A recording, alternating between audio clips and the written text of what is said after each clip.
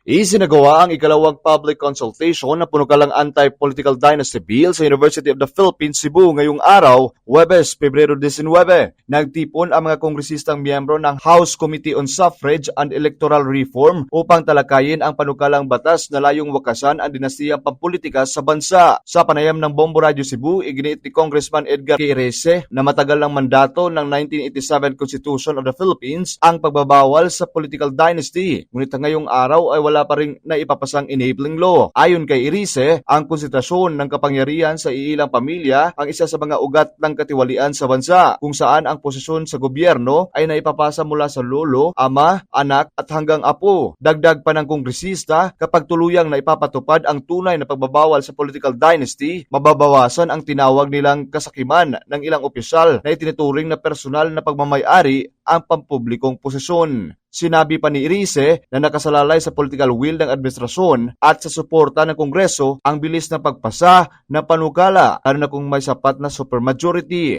Binigyan diin naman ni Committee Chairman at Lanao del Sur Representative Zia Alonto Adyong na layunin ng konsultasyon na marinig ang panig ng iba't ibang sektor hinggil sa panukala. So may public hearing ngayon, we will explain our positions, then maybe we can answer some questions regarding our proposals.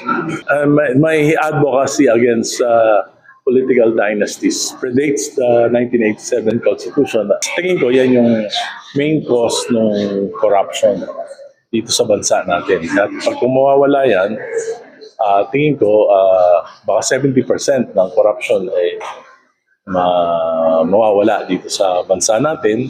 Mula rito sa lungsod at lalawigan ng Cebu, Bombo Nathaniel Sandoval. This is Bombo Radio Philippines, the #1 and most trusted source of news and information. Basta Radio. Bombo!